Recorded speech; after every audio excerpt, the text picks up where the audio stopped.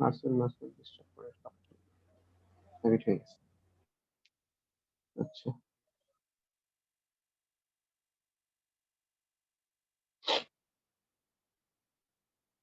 আচ্ছা, তো যেটা বলছিলাম, স্ক্রিন শেয়ার কি হয়েছে? Yes, sir. আচ্ছা, তাহলে ভেন ডায়াগ্রাম,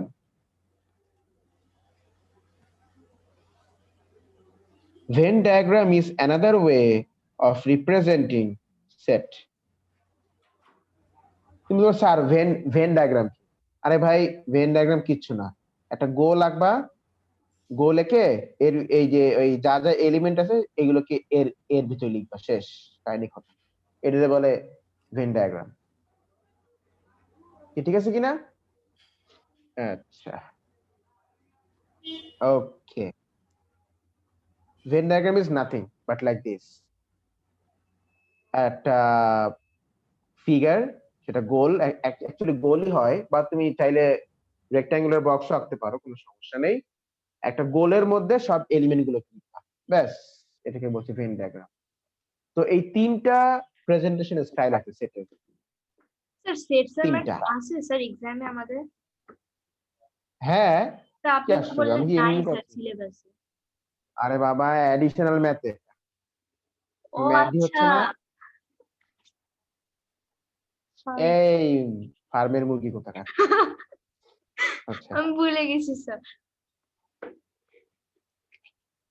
আচ্ছা, তাহলে আমি এখানে যেটা আঁকছি, এই যে এটা আবার কি?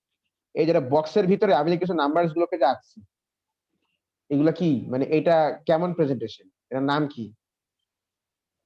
এটা এই হচ্ছে প্রেজেন্টেশন নাম কি? Venn diagram. Venn diagram. হুম, স্যার বক্স ভেন করেও লেখা যায়? ডায়াগ্রাম, হ্যাঁ বক্স করেও লেখা যায়, স্যার অর আপনাদের সার্কেল দিয়েও প্র্যাকটিস করে লেখা করাইতেন। যায়। হ্যাঁ, কিন্তু বক্স করেও লেখা যায়, মনে রাখবা। Can be a box or it can be a cursor, মানে সার্কেল। আচ্ছা